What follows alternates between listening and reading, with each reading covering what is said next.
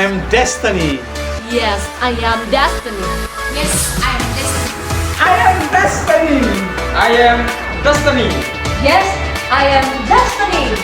Yes, I am destiny. I am destiny. I am destiny. I am destiny. Yes, I am destiny. Yes, I am destiny.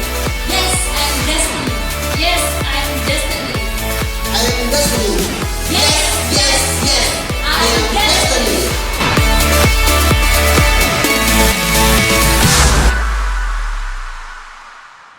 Selamat Hari Minggu Destiny Bali.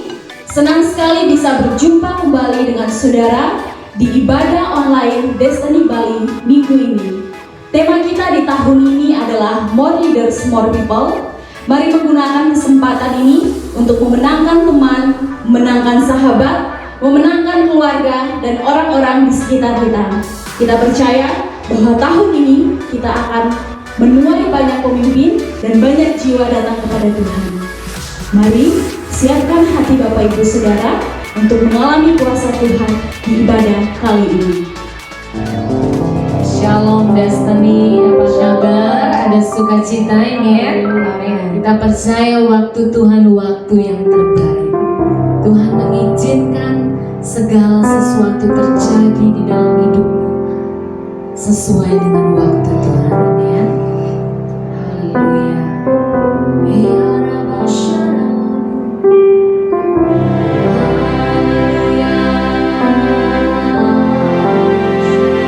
Kami percaya kepada rencana-Mu yang indah dan menyerahkan semuanya kepada waktu-Mu Tuhan. Karena waktu-Mu selalu yang terbaik. Kami percaya semua yang Kau izinkan terjadi di dalam hidup kami itu yang terbaik. Bila Kau izinkan sesuatu terjadi, ku percaya semua untuk kebaikanku. Bila nanti telah tiba waktumu, ku percaya kuasa-Mu memulihkan hidupku. Waktu Tuhan pasti yang terbaik, walau kadang tak mudah dimengerti. Lewati cobaan, ku tetap percaya waktu Tuhan pasti yang terbaik.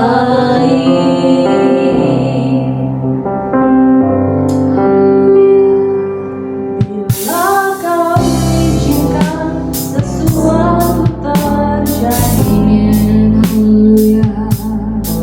Ku percaya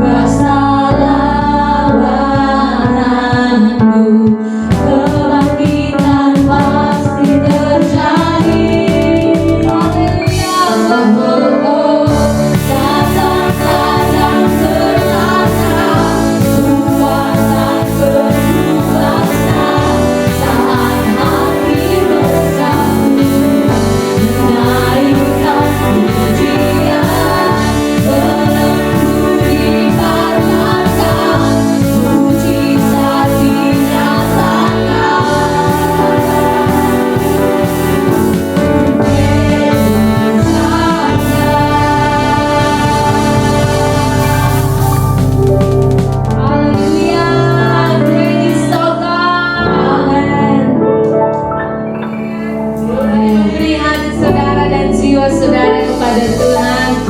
Memuji nama Allah karena sukacita datangnya dari surga dicurahkan di atas saudara. Amin. Haleluya.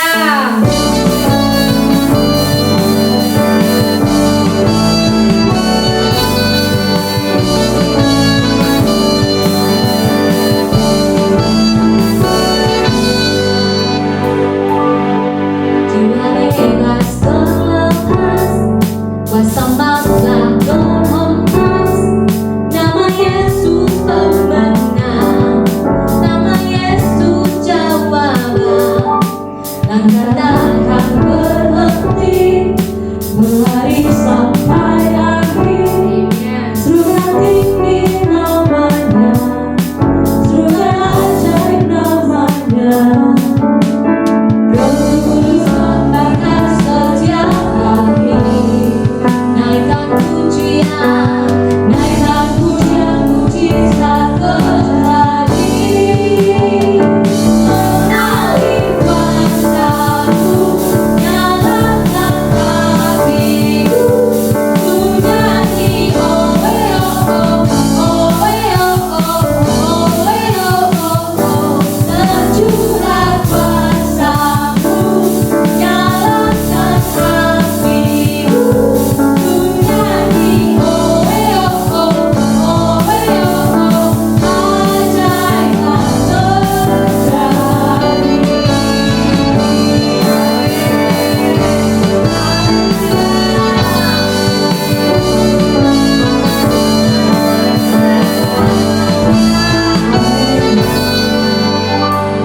Jiwa bebas terlepas, kuasa mautlah terhempas. Nama Yesus pemenang, nama Yesus jawaban. Langkah takkan berhenti, berlari sampai akhir. Surga tinggi namanya, surga ajaib namanya. Roh Kudus membakar setiap hati. Naikkan pujian, naikkan pujian, mujizat terjadi.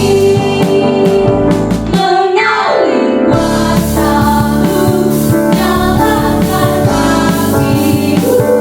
Ku nyanyi owe oh oh, owe oh oh, owe oh oh. Tercurah kuasa-Mu, nyalakan hatiku. Ku nyanyi owe oh oh, owe oh oh. Ajaib terjadi. Mengalir kuasa-Mu, nyalakan hatiku. Ku nyanyi owe oh oh, owe oh oh, owe oh oh. Tercurah kuasa-Mu, nyalakan hatiku. Ku nyanyi owe oh oh, owe oh oh. Ajaib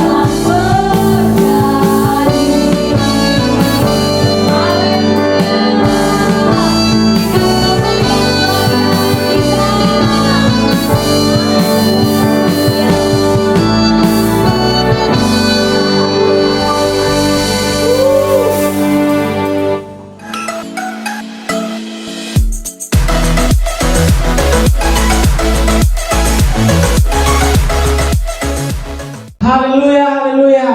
Diberkati, tiba saatnya kita memberi yang terbaik bagi Tuhan.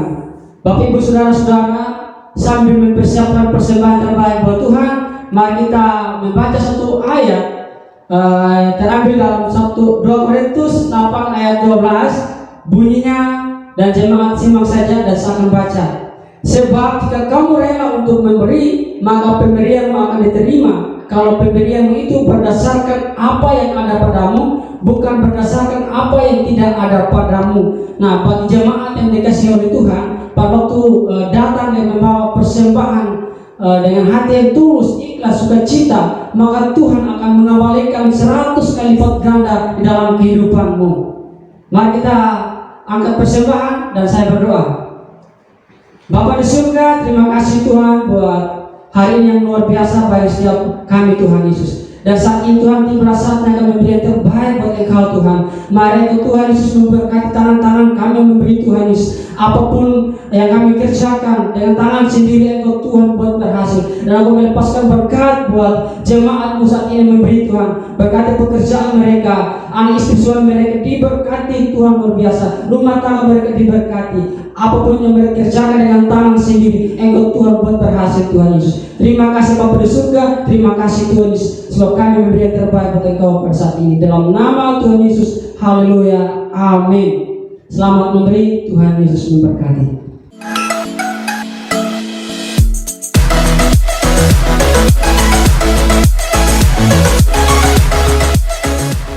Yesusku penyelamatku, Dia penyelamat dalam hidup saudara dan saya.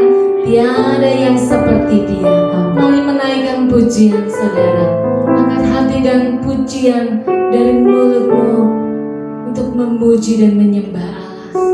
Yes God, thank you Jesus. Katakan syukur kepada Tuhan. Kami bersyukur atas kebaikan-Mu. Kami mau bernyanyi dan bersorak.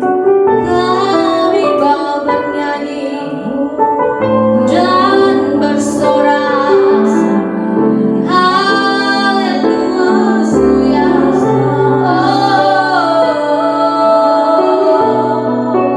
Kami mau bernyanyi dan bersorak, bersyukur buat kebaikan-Mu. Berikan syukur saudara kepada Tuhan. Ya Allah yang baik, Ya Allah yang layak ditinggikan, Ya Allah yang layak dipuji, Ya Allah yang layak disembah. Haleluya.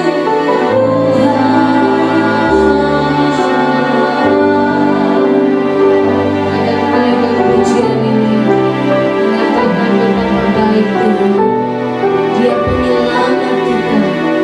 Tiada yang seperti Yesus.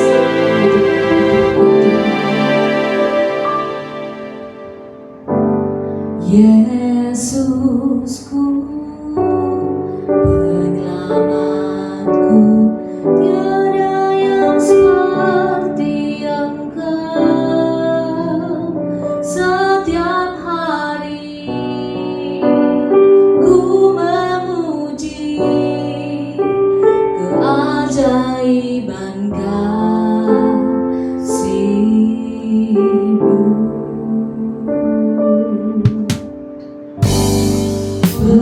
Beribu menara kekuatan, biarlah semua yang bernafas tak berhenti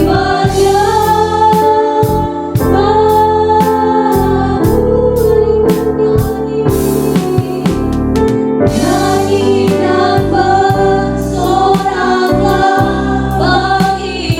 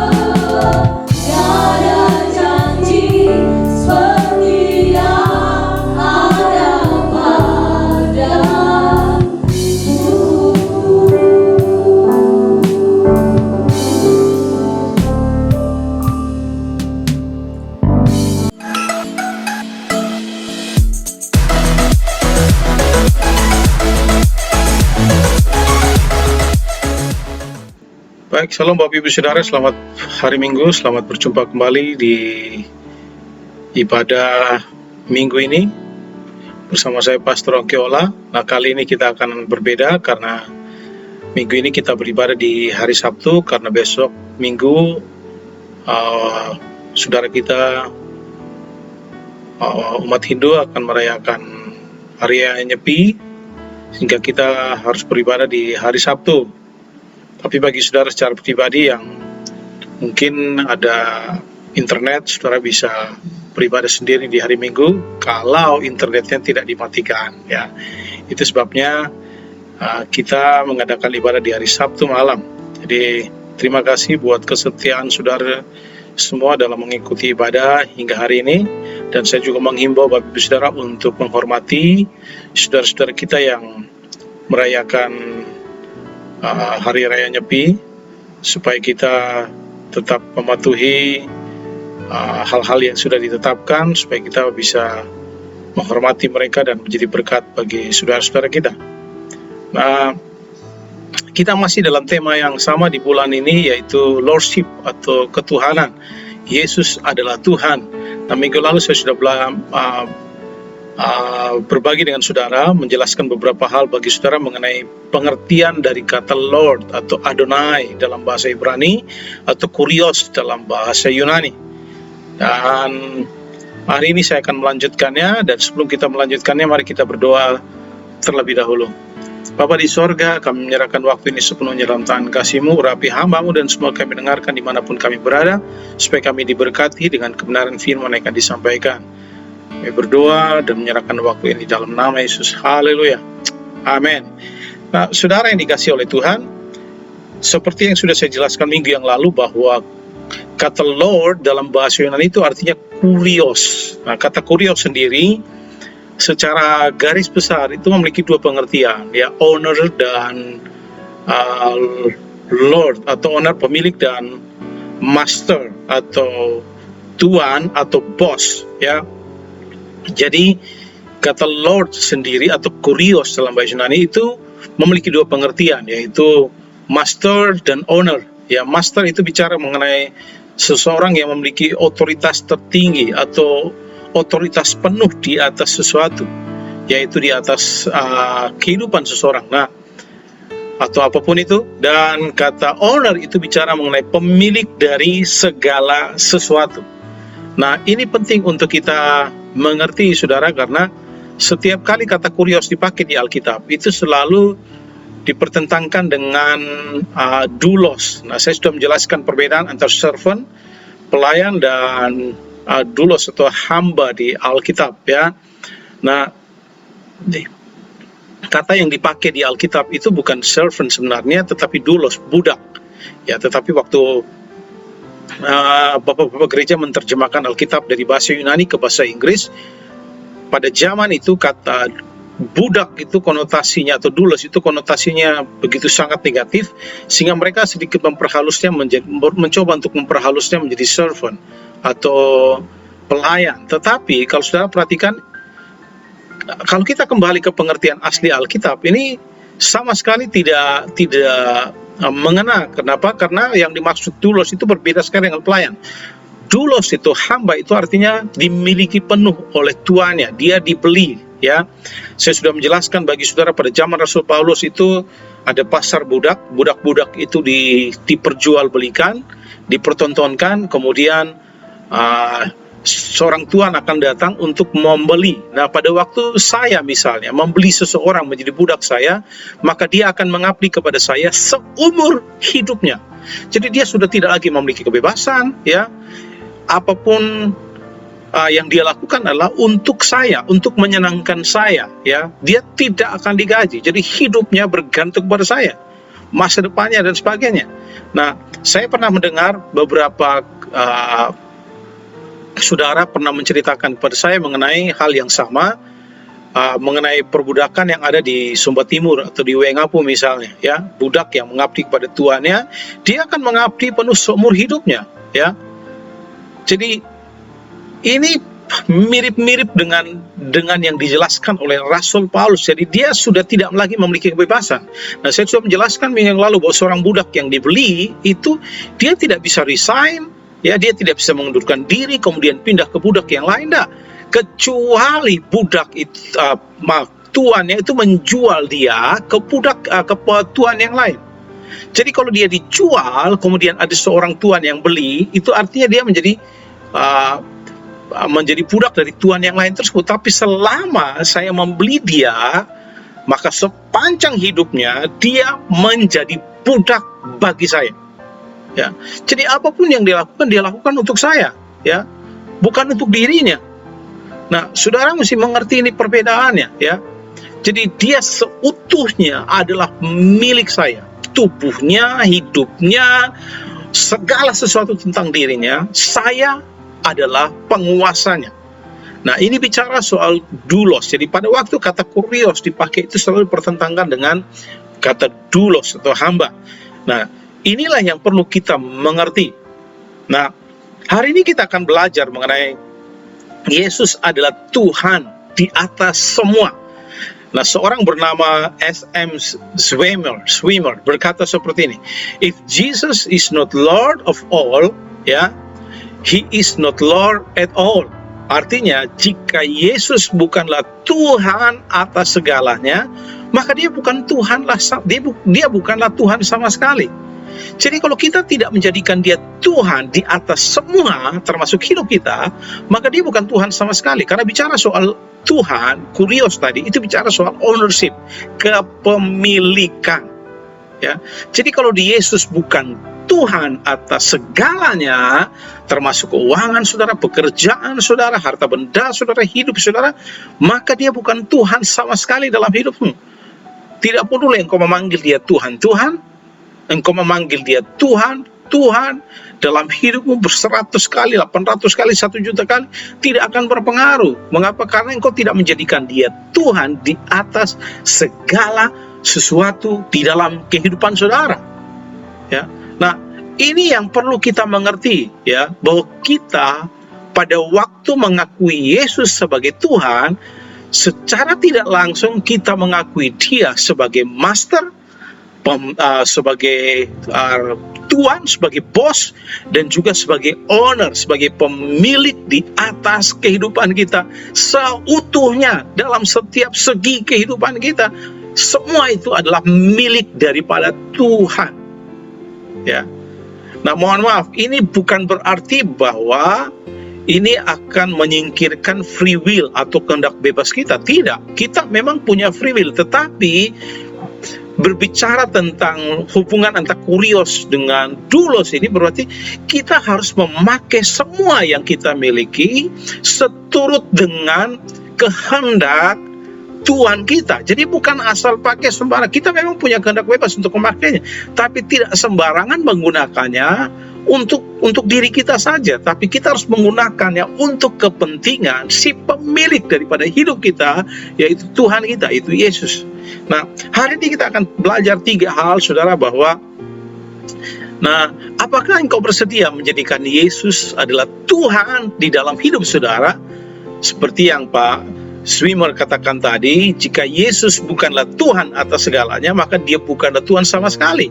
Jadi mari kita menjadikan Yesus sebagai Tuhan di atas segalanya dalam kehidupan kita. Artinya setiap segi dalam kehidupan kita adalah milik daripada Kristus.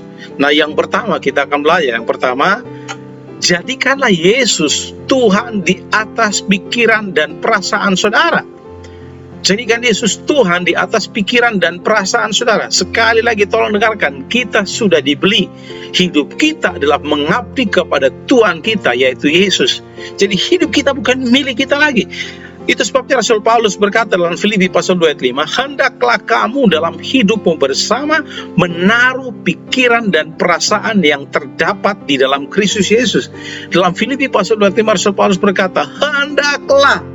Dengan kelera Rasul Paulus mendorong, menasihati kita supaya kita menaruh pikiran dan perasaan yang terdapat di dalam Kristus Yesus. Bukan itu saja, saudara, ya. Di dalam Roma pasal 12 ayat yang kedua Rasul Paulus berkata, "Janganlah kamu menjadi serupa dengan dunia ini, tetapi berubahlah oleh pembaharuan budimu, sehingga kamu dapat membedakan manakah kehendak Allah, apa yang baik, yang berkenan kepada Allah, dan yang sempurna. Ya, berubahlah. Berubah untuk apa? Supaya berubah menjadi seperti Kristus, memiliki pikiran dan perasaan seperti yang dimiliki oleh Kristus. Nah, ada contoh di Alkitab, Bapak Ibu Saudara. Yesus pernah menghardik ya Simon Petrus gara-gara dia tidak memiliki pikiran yang sama seperti yang dipikirkan oleh Yesus. Jadi menjadikan Tuhan di atas kehidupan kita itu artinya kita harus menundukkan pikiran dan perasaan kita untuk berpikir sama seperti Yesus. Ya. Nah, Yesus pernah menghardik Petrus di dalam Markus pasal 8 ayat 33. Di sana dikatakan, maka berpalinglah Yesus dan sambil memandang murid-muridnya, ia memarahi Petrus, katanya, enyahlah iblis, sebab engkau bukan memikirkan apa yang dipikirkan Allah, melainkan apa yang dipikirkan manusia. Yesus menghardik Simon Petrus gara-gara dia memikirkan apa yang dipikirkan manusia dan bukan apa yang dipikirkan oleh Allah. Nah, saudara yang dikasihi oleh Tuhan, itu sebabnya kalau kita mau menjadikan Yesus sebagai Tuhan, maka kita harus menjadikan Dia sebagai Tuhan di atas pikiran dan perasaan kita. Ya, nah, contoh aplikasi dalam hidup sehari-hari. Ya, saya ambil contoh di dalam Alkitab. Salah satunya pada waktu Yesus memberi makan 5.000 orang. Contoh ya. Kemudian murid-murid datang kepada Yesus dan berkata, ini hari sudah jauh malam, orang banyak sedang mengikuti kita, kemudian tidak ada makanan yang cukup. Yesus bilang, hei, ya, kalian harus memberi mereka makan. Kemudian Yesus bertanya, berapa roti yang ada pada kalian? Ya, kalau saudara perhatikan di Markus pasal 8, Yesus bertanya, berapa roti yang ada pada kalian? Pada waktu Yesus bertanya seperti itu, sebenarnya Yesus mencoba untuk mengajar mereka berpikir sama seperti Yesus. Artinya, pemikiran mereka bukan hanya berpikir tentang diri mereka sendiri. Ego, hanya berpusat pada diri sendiri.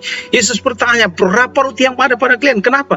Karena hati Yesus adalah pada orang-orang ini. Mereka tidak bisa dibiarkan kelaparan. Mereka harus diberi makan. Itu sebabnya Yesus bertanya, berapa roti yang ada pada kalian? Nah, murid-murid berkata, ya lebih baik mereka pulang saja.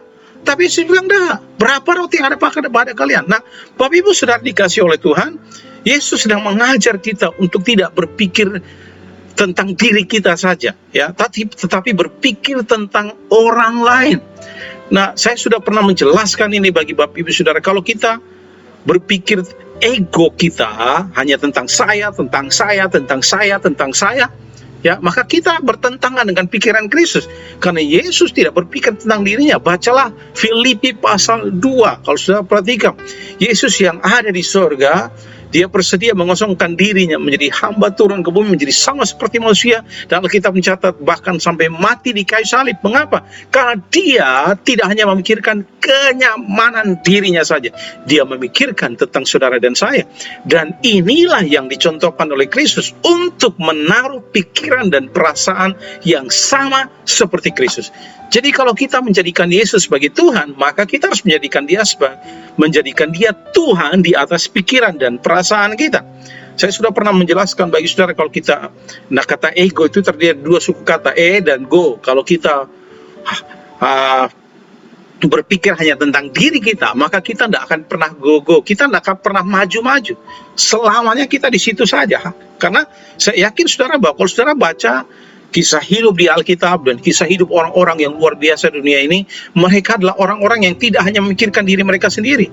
Mereka berani keluar dari zona nyaman mereka untuk memikirkan tentang bagaimana supaya bisa memberi dampak, menolong orang lain, memberi dampak bagi hidup orang lain.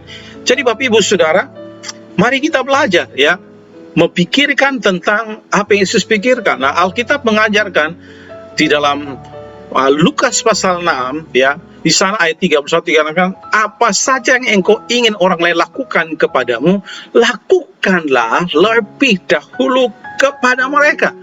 Jadi apa saja yang kita ingin orang lain lakukan kepada kita, Alkitab mengajarkan, lakukanlah kepada mereka. Nah, mohon maaf, Dalam hidup ini pemikiran kita adalah kita selalu berharap untuk diberi. Siapa yang bisa bantu saya, siapa yang bisa traktir saya, siapa yang bisa bayarin saya, siapa yang bisa kasih bonus buat saya, siapa yang bisa traktir saya ini dan itu dan sebagainya, siapa yang bisa bantu saya waktu saya susah. Nah, tetapi Alkitab mengajar, kalau kita berharap untuk ditraktir, maka Alkitab mengatakan lakukanlah lebih dulu, traktirlah orang lain.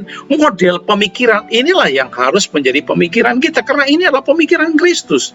Ya, kalau kita berharap waktu kita susah orang lain membantu kita, maka pada waktu orang lain susah bantulah mereka.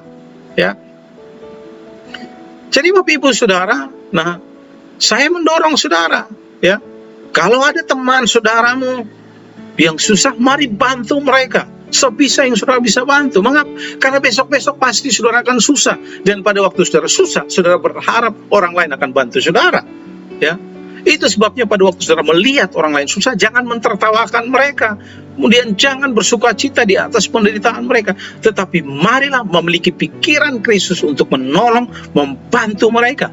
Nah, pemikiran Yesus yang lain adalah Yesus berpikir bukan saja untuk diri, berpikir untuk berkorban bagi orang lain. Ya, dia tidak berpikir untuk mencari siapa yang harus dikorbankan, mencari korban, ya, atau mencari kambing hitam yang harus dipersalahkan dan sebagainya. Tidak, ya, ini model pemikiran yang berbeda. Yesus pikiran Yesus adalah pikiran yang melayani. Ya, kalau kita menjadikan Yesus sebagai Tuhan, maka kita harus memiliki pikiran Kristus. Pikiran Kristus adalah melayani. Alkitab berkata, aku datang bukan untuk dilayani, tapi untuk melayani orang lain.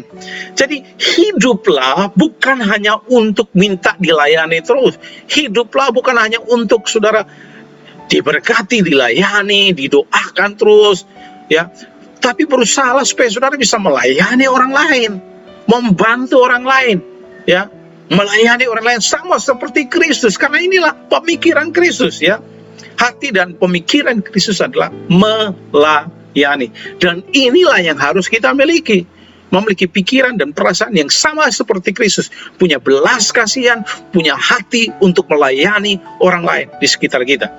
Hal yang lain adalah pemikiran Kristus adalah pada waktu orang lain menyusahkan dia, pada waktu orang lain membenci dia, pada waktu orang lain melukai hatinya, pemikirannya adalah tidak mendendam, tidak mengutuki mereka, tapi pemikiran Kristus adalah dia tetap mengasihi mereka yang membenci, melukai dia. Itu sebabnya di atas kayu salib dia berkata, ya Bapa, ampunilah mereka, sebab mereka tidak tahu apa yang mereka perbuat.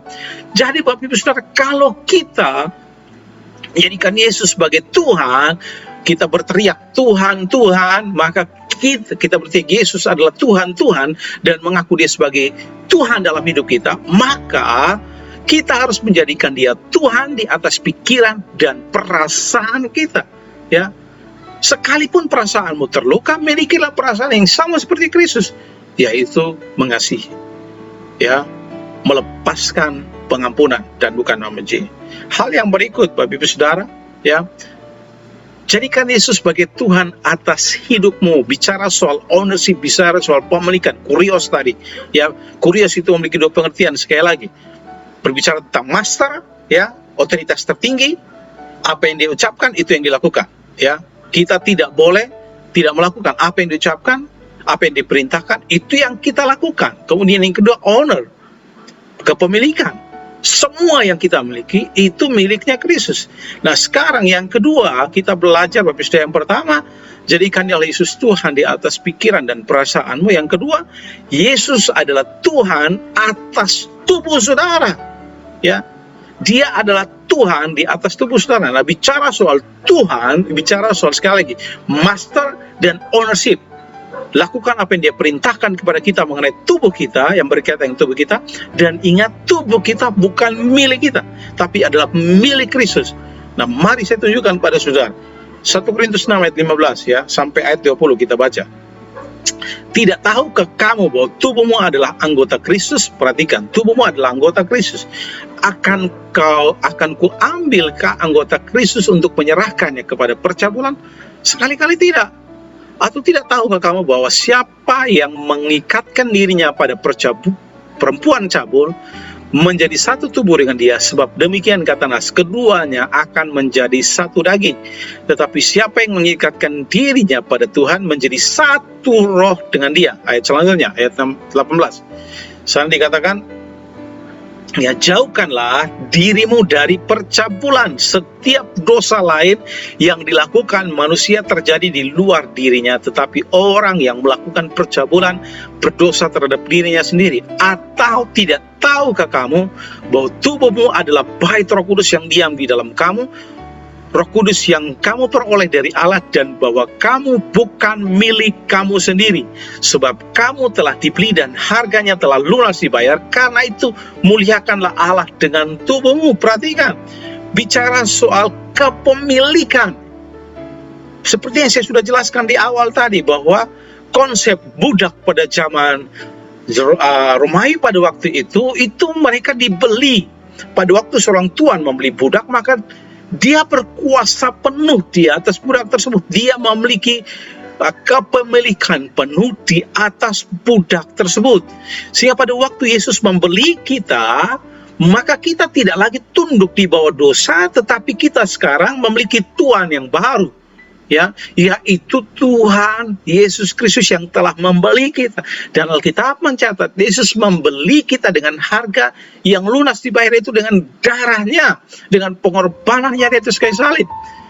Ya, Rasul Paulus menuliskan ini supaya sesuai dengan konsep yang dipahami oleh orang Romawi pada waktu itu tentang perbudakan, supaya mereka mengerti bahwa ya, yang Yesus lakukan kepada kamu ini jauh lebih penting, jauh lebih luar biasa dari konsep perbudakan yang kamu yakini selama ini, ya. Karena Yesus pada waktu membeli kamu, dia tidak lagi berusaha untuk memperbudak kamu. Dia membeli kamu untuk membebaskan kamu, ya. Nah, pada waktu, perhatikan ini, pada waktu kita berbuat dosa, maka kita sedang menjadikan dosa adalah Tuhan atas hidup kita, master atas hidup kita pada waktu kita berbuat dosa.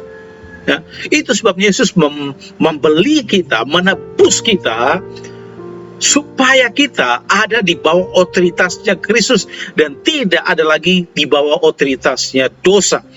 Nah, Bapak Ibu Saudara dikasihi oleh Tuhan Yesus Kristus, itu sebabnya hal ini penting. Hal yang sama juga diungkapkan oleh Petrus di dalam 1 Petrus 1 ayat 18-19, dikatakan di sana, sebab kamu tahu bahwa kamu telah ditebus dari cara hidupmu yang sia-sia, yang kamu warisi dari nenek moyangmu itu, bukan dengan barang yang fana, bukan dengan perak atau emas, melainkan dengan darah yang mahal, yaitu darah Kristus yang sama sekali, yang sama seperti darah anak domba yang tak bercacat dan tak bercela. Jadi tubuh kita itu bukan milik kita lagi. Kalau kembali kepada apa yang ditulis Rasul Paulus tadi, tubuhmu adalah milik Kristus seutuhnya. Jadi karena tubuh kita sudah dibeli, ya, tubuh kita bukan lagi milik kita, tetapi milik Kristus.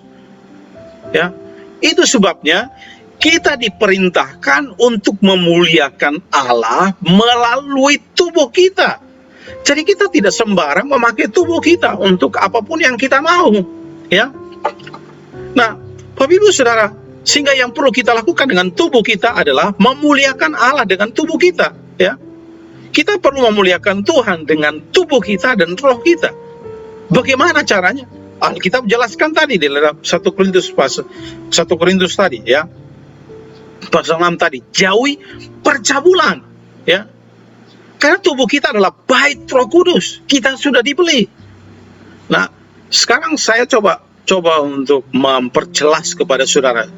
Seandainya kalau saya pinjamkan sepeda motor bagi saudara, ya, dan saudara pakai sepeda motor saya yakin saudara harus menjaganya, karena itu bukan milik saudara, itu milik saya. Saudara tidak harus menjualnya atau pakai sesuka hati saudara, kemudian saudara rusakin, ya, spionnya hilang, bannya rusak, kemudian tempat duduknya sobek-sobek, bensinnya habis, saudara tidak peduli, kemudian saudara gadaikan. Saya yakin saudara salah besar. Saya sebagai pemilik akan marah besar kalau saudara melakukan itu. Karena motor itu bukan punya saudara, punya saya. Saya meminjamkannya kepada saudara. Dengan kata lain, karena saya meminjamkan, apapun yang saudara melakukan dengan motor itu, kalau saudara mau gade misalnya, saudara mesti tanya saya sebagai pemilik, ya. Saudara tidak hanya asal pakai saja. Nah, sama saudara perhatikan, tubuhmu ini adalah milik Kristus. Kalau saudara mau pakai tubuh saudara, ya pakailah dengan bijaksana sesuai dengan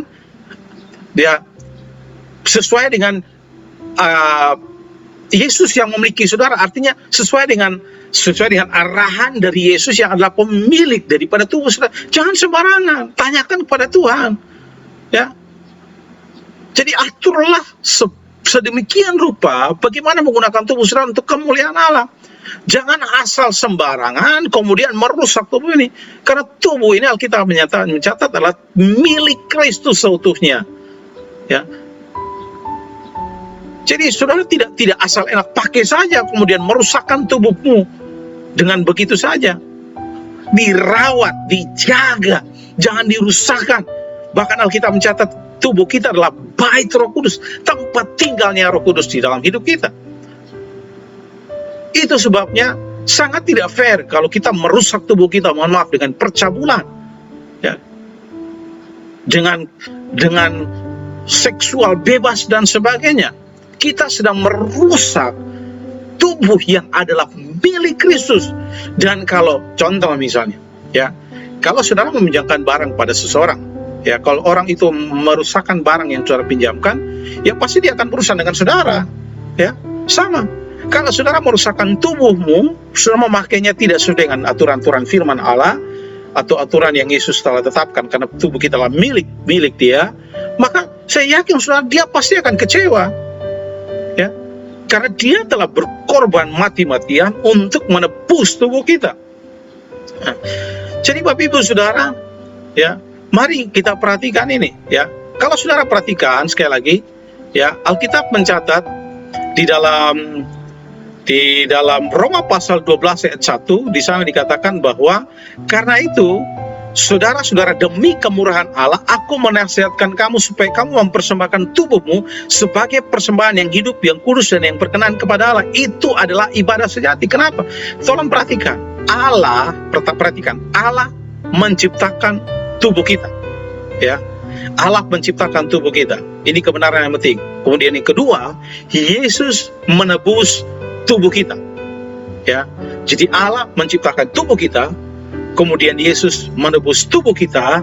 Yang ketiga, Roh Kudus tinggal di dalam tubuh saudara, ya. Dan yang keempat, suatu hari nanti Allah akan memulihkan tubuh saudara. Jadi tubuh kita ini akan, pada waktu kita mati, ya, tubuh kita ini akan dipulihkan jadi tubuh kemuliaan pada waktu Yesus datang nanti, ya. Itu sebabnya karena tubuh kita ini penting. Nah, banyak orang berpikir bahwa, mohon maaf, mereka berpikir bahwa roh saja yang penting, tubuh tidak penting. Jadi asal pokoknya rusakin aja, lakukan semau kita.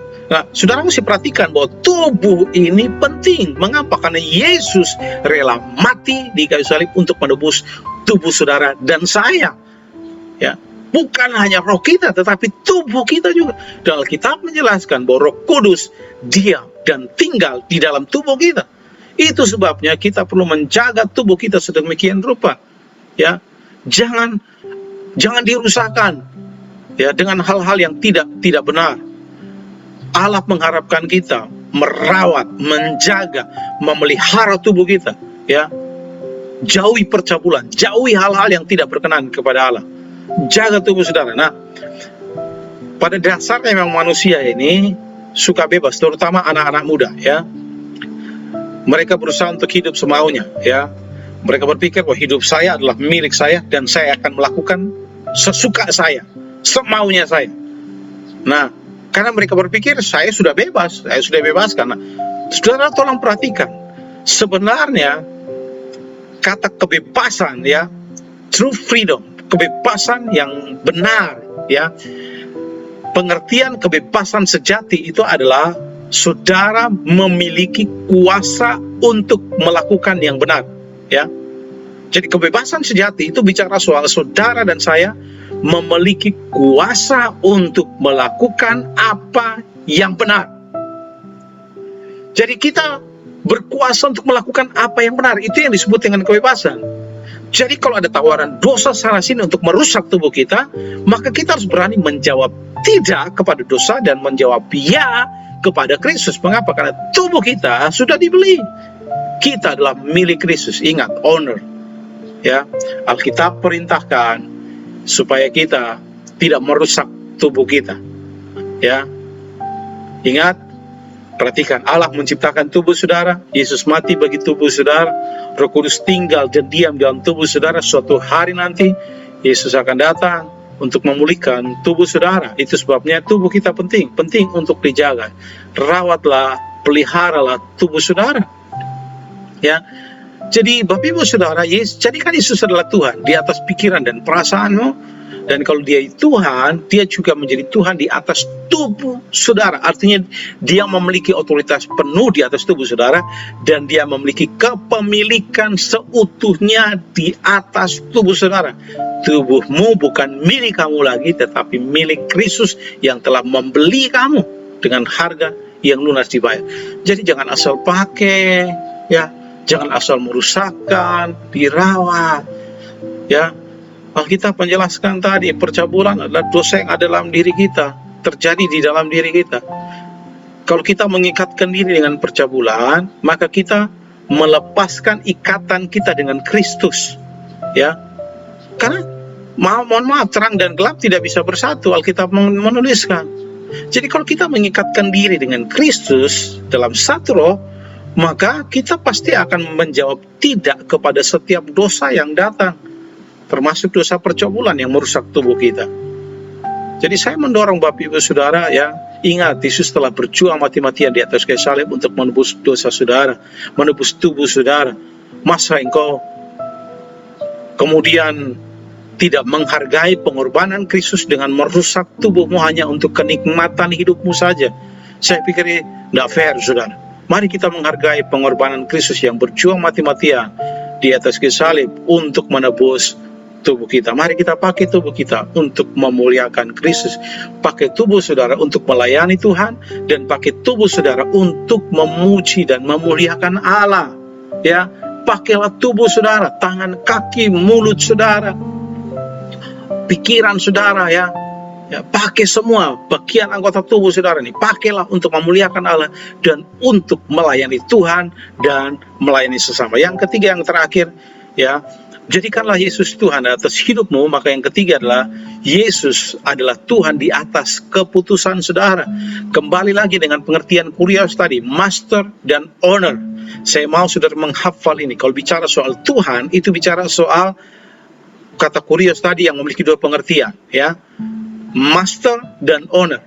Dia adalah Tuhan, ya. Dia memiliki keotoritas penuh, berkuasa penuh.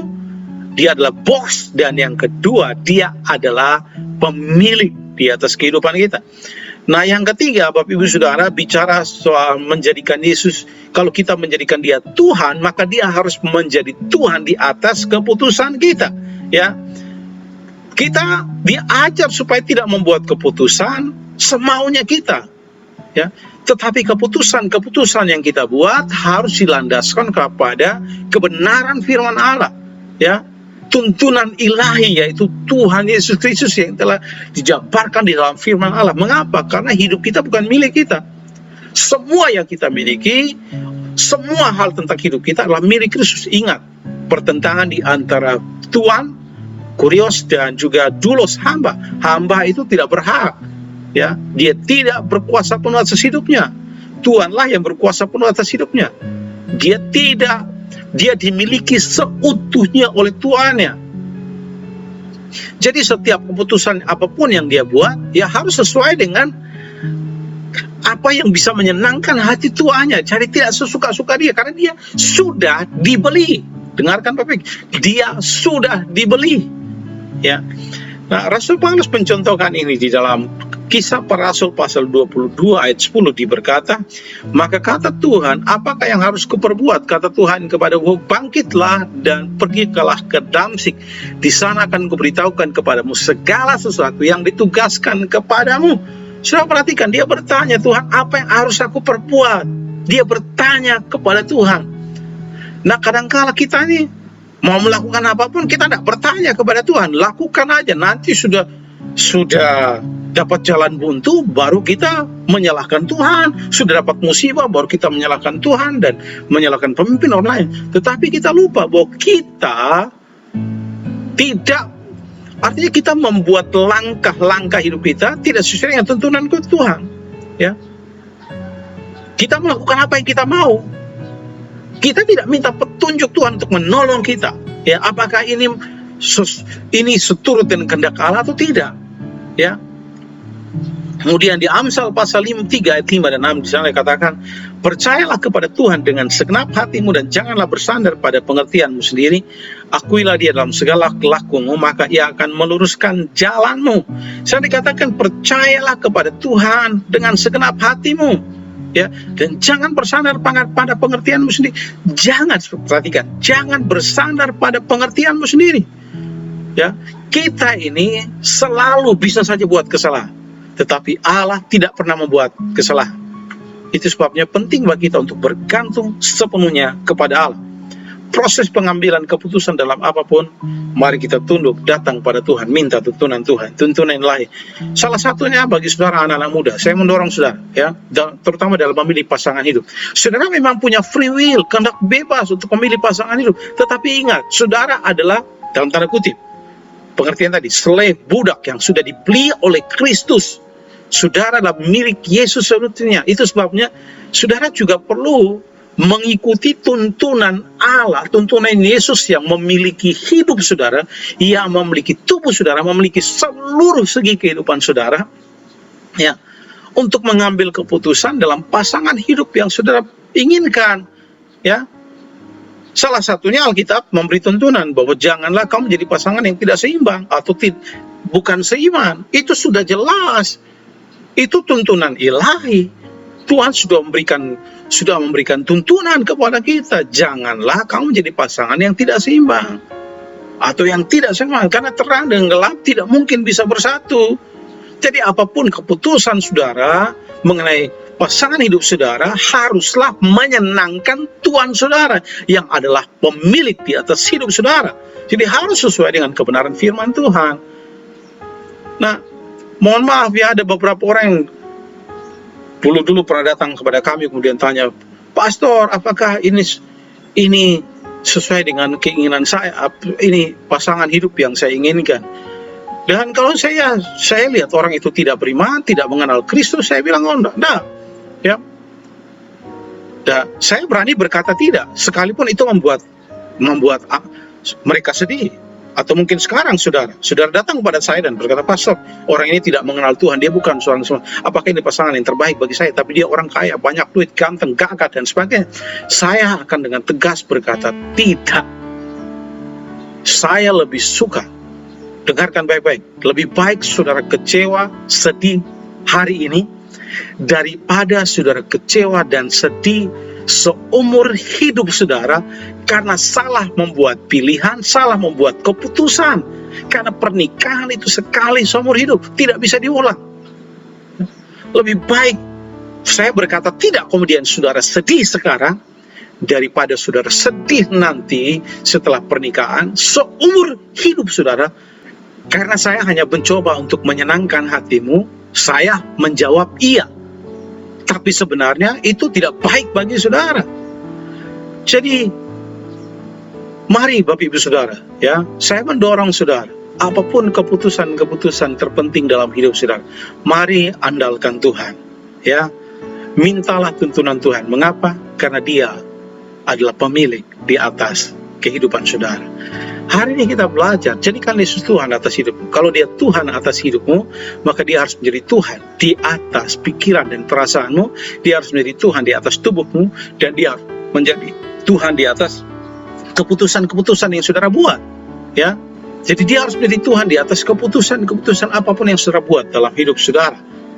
Nah, minggu depan saya akan melanjutkan saudara bahwa Yesus harus menjadi Tuhan di atas keuangan saudara, di atas pekerjaan saudara, di atas pelayanan saudara. Dan saya mendorong saudara, saya mengutip kembali kata-kata Bapak Swimmer tadi. Jika Yesus bukanlah Tuhan di atas segala sesuatu, maka dia bukan Tuhan sama sekali. Jika Yesus tidak menjadi Tuhan di atas segala sesuatu, maka dia bukan Tuhan sama sekali. Mari kita menjadikan Yesus Tuhan atas hidup kita. Itu artinya dia menjadi Tuhan, menjadi master, menjadi pemilik otoritas tertinggi, berkuasa penuh atas hidup kita, dan dia menjadi penguasa, pemilik di atas kehidupan kita seutuhnya. Ya.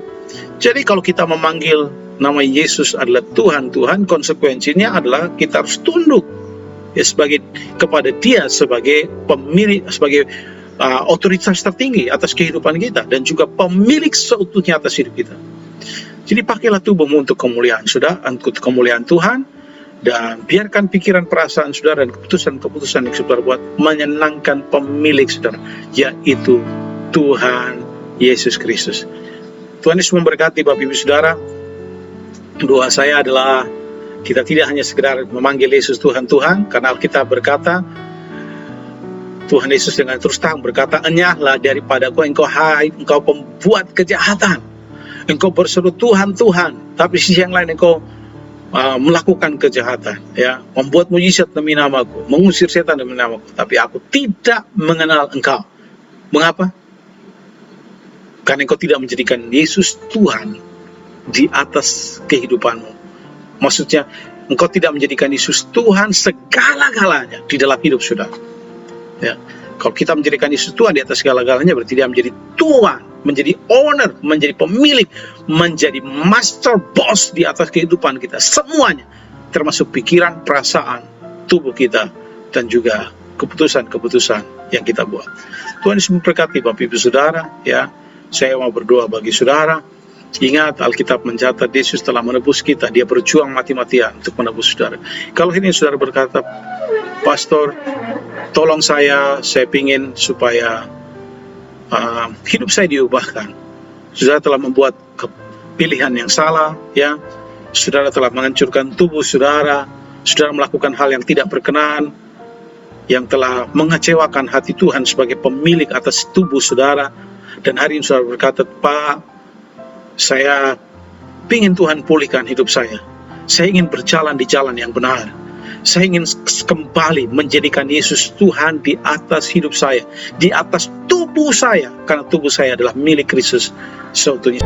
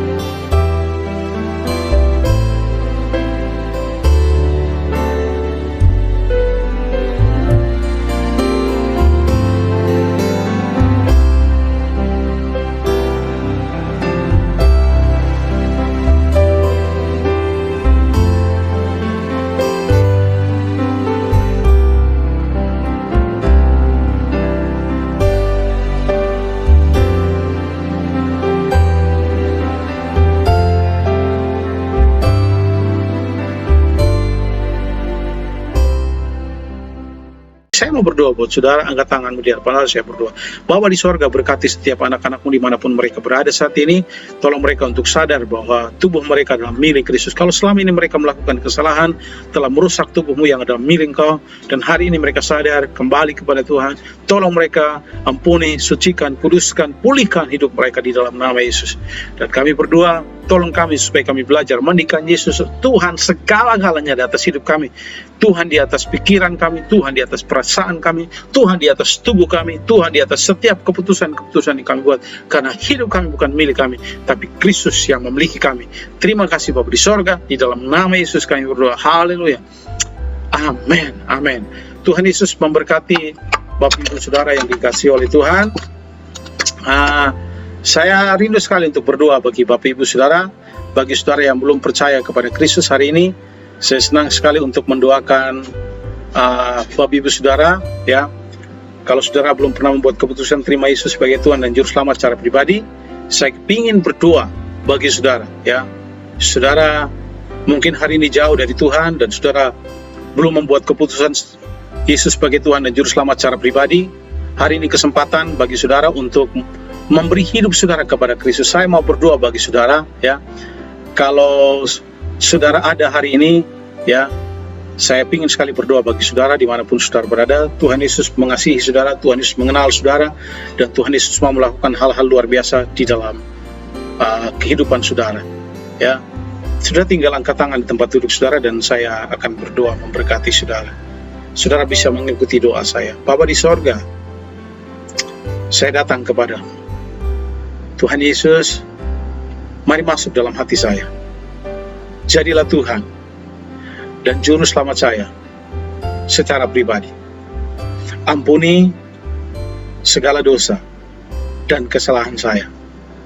Terimalah saya sebagai anak-Mu. Mulai hari ini, saya mau hidup bagi Engkau. Di dalam nama Yesus, saya berdoa. Amin. Tuhan Yesus memberkati Bapak Ibu Saudara. Selamat datang dalam keluarga Allah. Para pemimpin akan melayani saudara kalau saudara ada dalam kelompok-kelompok kecil sekarang. Tapi kalau saudara mungkin sendirian, saudara bisa menghubungi sekretariat gereja. Di akhir daripada ibadah ini ada nomor telepon, saudara bisa hubungi. Kami siap melayani saudara, ya. Dan mari kita arahkan hati kita kepada Tuhan untuk berdoa menutup ibadah kita dan memberkati ibadah kita. Memberkati Bapak Ibu Saudara sekalian. Mari angkat tanganmu dan terima berkat dari Tuhan. Bapa di sorga, aku memberkati semua sidang jemaatmu dimanapun mereka berada. Tapi sebelumnya kami berdoa memberkati bangsa kami Indonesia diberkati, pemulihan ekonomi terjadi. Kami berdoa supaya bangsa kami yang tercinta ini diberkati, sejahtera, aman, tentram, makmur, diberkati Tuhan. Bapak Presiden dan seluruh jajarannya diberkati. Pulau Bali yang tercinta ini diberkati oleh Tuhan. Berkat Allah dilimpahkan. Bapak Gubernur bersama jajarannya diberkati oleh Tuhan. Terima kasih, berkati semua saudara-saudara kami umat Hindu yang merayakan Hari Raya Nyepi pada hari esok di hari Minggu. Tuhan memberkati mereka di dalam nama Yesus. Terima kasih Bapa di sorga. Kami berdoa memberkati seluruh sidang jemaat-Mu. Mari arahkan tangan, angkat tanganmu, arahkan hatimu kepada Tuhan Allah, menyinari wajah-Mu dengan kemuliaan-Nya, memberkati keluar masuk, memberkati makan minum, keuangan-Mu diberkati Engkau dengan kesehatan, dengan kekuatan, perlindungan, penyertaan Allah bersama dengan kau mulai hari ini sampai Maranatha Tuhan Yesus datang yang kedua kali, dan semua kita yang percaya katakan amin. Selamat hari Minggu, sampai jumpa. Tuhan Yesus memberkati Bapak Ibu Saudara. Shalom. Wow, kebenaran firman Tuhan yang sangat luar biasa. Dan saya secara pribadi juga diberkati dengan kebenaran firman Tuhan yang sudah kita dengarkan bersama-sama. Kami mengucapkan terima kasih kepada seluruh jemaat yang sudah berkontribusi bagi pelayanan di Destiny dengan mengembalikan persepuluhan dan persembahan syukur. Kami percaya Tuhan pasti memberkati kehidupan saudara dan terobosan terjadi dalam kehidupan saudara. Kami juga mengucapkan selamat bagi saudara yang sudah mengambil keputusan untuk menerima Yesus dalam kehidupan saudara. Nikmati hidupmu bersama Tuhan dan selamat datang di kerajaan Allah dan keluarga Destiny. Terima kasih atas kesediaan saudara yang sudah mengikuti ibadah online di Destiny Bali. Sampai jumpa di ibadah selanjutnya dan tetap menjadi berkat sepanjang minggu ini. Happy Sunday and God bless you. Hai Destiny. Destiny Destiny News bersama saya, Caroline. Kami mengundang seluruh jemaat Destiny untuk bergabung dalam doa pagi online yang diadakan setiap hari Rabu sampai Sabtu, dimulai pukul 5.00 WITA sampai selesai.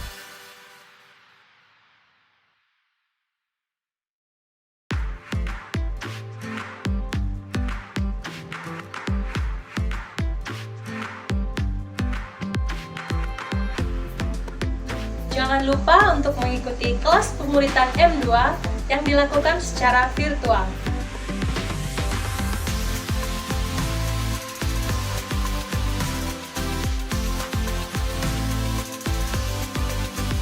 Kami mengucapkan terima kasih kepada seluruh jemaat Destiny yang telah mengembalikan persepuluhan dan persembahan syukur. Tuhan Yesus memberkati.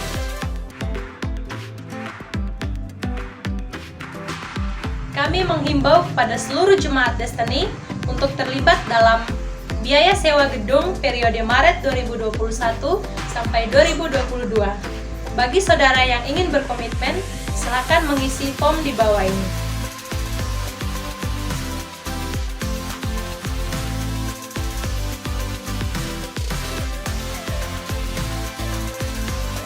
Sekian Destiny News, sampai jumpa di edisi selanjutnya. Selamat hari Minggu, Tuhan Yesus memberkati.